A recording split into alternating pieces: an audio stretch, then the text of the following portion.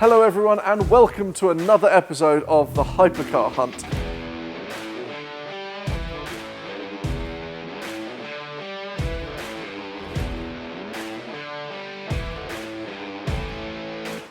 Today we are here with possibly the most important hypercar of the 21st century, and with thanks to Premier GT we're going to have a bit of a dive into why I think this could be the next big thing in terms of investments in hypercars. Built from 2005 to 2015 and named after the famous racing driver Bugatti Veyron, the Bugatti Veyron was the successor to the EB110. This particular car has only done 930 miles since 2008.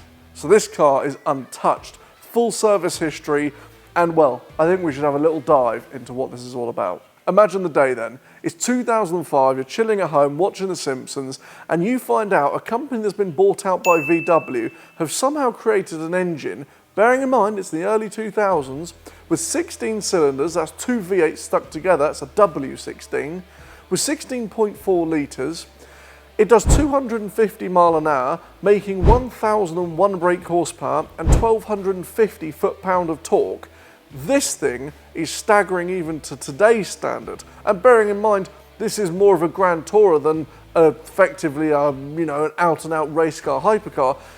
If this car was launched today, people would still be amazed by this. So imagine what it was like in 2005. With the wing up then, this car really feels like an aggressive, scary, shouty hypercar, but then with the wing down, it's very sleek, it's very smooth, it's very Grand Tourer, it's very demure. Now, interestingly enough, I've actually been around a few Veyrons, and the one thing that I found very funny is that some of the owners who drive them a lot change the exhausts on them. See, this actually has the original one, and you can see the sheer size of the silencer, the baffles, the big back box in the car. Now, if you think about it, you've got 16 cylinders having big explosions. You've got to have quite a big back box to quieten that down, and well, this is no exception. Fun fact for you, on the Bugatti Veyron, when you're looking at it from any normal height apart from this down on the floor, you would assume that this is the only exhaust. You'd be wrong. Just under here there is an exhaust tip there and an exhaust tip round there. Now the reason they did that was actually for heat dispersion. By doing that, it actually adapted to the aero and helped it with a bit of extra downforce. The more you know. Standing at the side of the car then, let's talk about the wheels, because these are one of the most expensive things on this car. So, you've got 275 width tyres on the front, you've got 375 width tyres on the back, you've got 20-inch on the front, 21-inch on the rear. They're made of aluminium, actually manufactured by OZ Racing in Italy. And get this, the tyres are $42,000 a set. That's right, $42,000. And once every 3 years, you're asked to replace them. Now, why are they so much? Well, they're unique to the Veyron. So what that means is these tyres are actually bonded to the rim. Because in 2005, and actually I can understand it, they believed that doing 250 mile an hour on non-bonded tyres was crazy, so that's what they did. Well, now we know that on the Koenigsegg it's effectively a Porsche or a Mercedes tyre. It goes onto the car using normal fitting, and you can go out and do 250 mile an hour on the way back from the shops. Remember though, that was a few years ago. This was 2005. Talking about the paint on the car then, this car features the polar metallic blue and the pearl metallic silver, a proper old school Bugatti spec. Some of them got a bit outlandish, like the ones you'll be seeing on the screen now. But that aside, interestingly enough, one thing we insinuate with hypercars is carbon fibre, but on this particular Veyron, the only bit of carbon fibre you'll see is underneath the door sill and the rear diffuser. Everything else is brushed aluminium. That's the horseshoe grille in the front, the door handles, even the air vents on the top of the car are brushed aluminium. Actually, I prefer brushed aluminium in many ways. Interesting fact for you, these headlights are from a VW Passat. That's right, a VW Passat.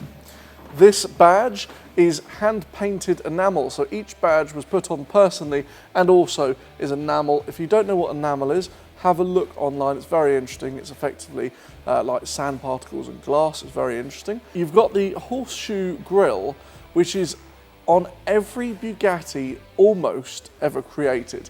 even down to the limited edition like 110 or EB110. It features different sizes, but that is a very famous Bugatti bit of sculpture there for you. Storage then, a very important segment of this series, usability. How usable is the car? Well, if we open the front boot, you'd look at this and you'd think, oh, big area, probably quite deep. You'd be wrong. If we open this up, I've measured it in mugs. This boot fits 10 Premier GT, very nice mugs indeed. Now, seeing as it only has 10 mugs worth, I would say that is enough for maybe one person to go away for maybe a few days if it was a very soft, very squishy bag. Or it's a laptop bag, you know, you're really not dealing with too much space. So that's a bit of a downfall, but if you can afford a Bugatti, you can probably afford a luggage car. There is, however, some very interesting bits of storage inside the car. So let's take a look. Sitting in the car, instantly you are surrounded by luxurious items. The leather and Alcantara is stunning. You've got this blue azure leather. You've got the silk, well, Bugatti call it silk leather. I would call it more like a cream. But you've also got the Alcantara in the same colour as the leather down here, and it is surrounded by aluminium. Now the thing is that carbon fibre, the technology of carbon fibre, has got significantly better. But aluminium hasn't really changed, which is another way that Bugatti have stopped this interior from dating. The main way they've done it though is from a lack of screens. There are almost zero screens. There is a little screen in the middle of the dash to show you your miles. There is a small screen for the radio and the air conditioning. And the sat-nav, this was an optional extra. Now the sat-nav is in the rear view mirror. How cool is that? Okay, it's a bit of a faff to program. You have to like plug a computer into it and type into a computer where you want to go. It is a bit of a faff, but still, no screens. This is looking very timeless. This could be a hypercar from today. But in terms of storage, you've got a glove locker in the passenger seat, very pleasant. You've also got a secret storage compartment in between the two seats with little credit card holders and enough space to probably store an iPhone. In each door, you've got a door pocket, which is enough for probably about a water bottle. So actually, the interior is very good. The only letdown of it, which has always frustrated me on Veyrons, is the cigarette lighter in between the armrest is a bit plasticky, it's a bit naff. You know, they've decked this interior out in leather, aluminium and Alcantara, and then slapped a plastic 12-volt charging unit in the middle. It's a bit like, annoying, but it is what it is. One thing that I think was genius from Bugatti that I don't think any other car company, maybe Pagani's done, is leather wrapping their knobs. Now, that probably sounds rude to begin with, but bear with me. See, all of the control switches for the car, whether that be for the interior lights or the windows, are aluminium and then a little band of leather wrapped around them, which means that whenever you touch something, it feels luxurious. It's either hard-working metal or very soft, very pleasant leather. Even down to the point where the paddles and the indicator and windscreen wiper stalks are made out of single-piece billet aluminium. You know, that's something that no one was doing. Okay, sure, it's got the Volkswagen style to it, but they're made of billet aluminium. I mean, that's pretty crazy. Now, one of my favourite features is in my pocket. Now, before we hop out and do the final rating of the car, I thought we'd give you a cheeky cold start, but in order to do that, I need to get the Bugatti Key. Now, Koenigsegg did a big shield, Pagani did a beautiful sculpture, regardless of what their car was. Bugatti, they used a VW key, because what screams quality more than a VW key? But they did wrap it in leather and cover it in aluminium. And you still have to put the key in the dashboard, you turn it on, and then you press the start button, because keyless go was a bit extreme back then.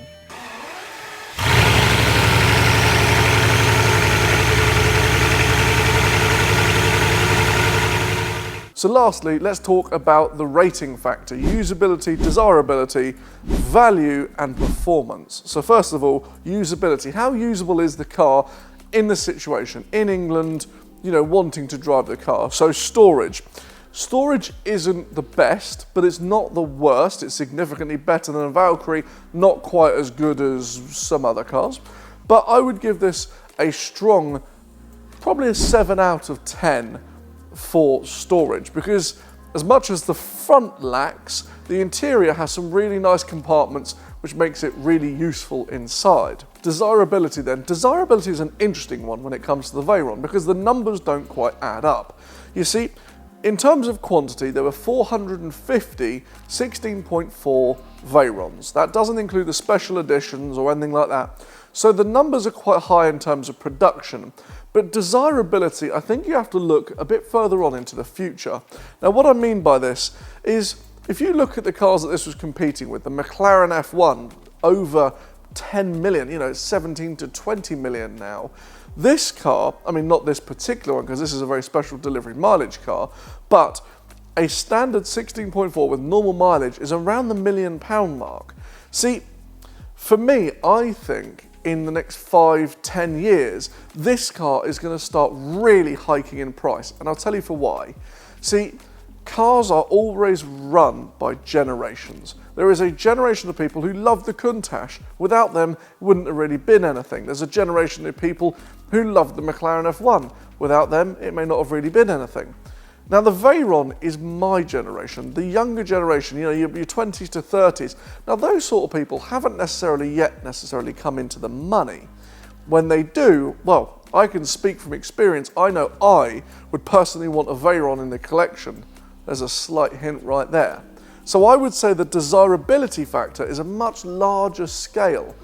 I would actually have to give this a higher rating, even though the numbers of production are higher. So I would have to give this a strong 8.5 out of 10. Performance then. I want to base this on everything, not just the numbers and what it's capable of. So, early 2000s, had a W16 and 16.4 litres. That's 16 cylinders, 16.4 litres, over 1,000 horsepower, okay, albeit by 1 horsepower, but still over 1,000 horsepower, and 250 mile an hour top speed is ludicrous even for today's speed. So, okay, there's faster cars. We're now reaching for the 300 mark. But considering what this is, a modern classic hypercar, I would have to give this a 9 out of 10 in terms of performance. So value for money then, the final key factor. An interesting one, because generally, if we're buying a Veyron, we've got the over £3 million from the Regera, and a Veyron is never going to be, well, certainly not at the moment, £3 million, not the 16.4 anyway.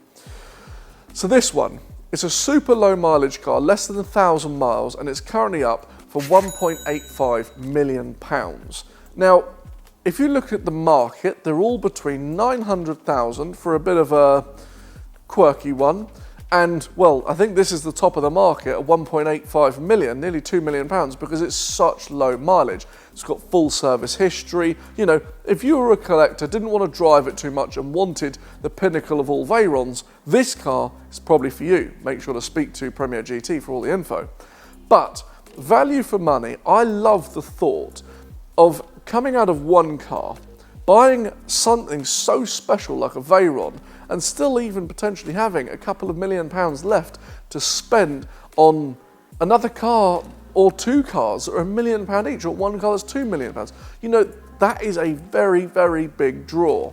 So for that reason, I would give the value for money a 9.5 out of 10. So I'd like to give a massive thank you to David and all of the guys here at Premier GT for letting us have a little poke around their incredibly important and frankly stunning original Bugatti Veyron. And as mentioned before, if you're interested in this car or any other car they have, come check them out. Premier GT, their link will be down the bio. Fun fact, I actually bought the Lusso from here, so you know I'm not just waffling, because I've put my money where my mouth is. And who knows, maybe a Veyron will be joining us soon. But thanks for joining us on another episode of the Hypercar Hunt, and I will see you next video.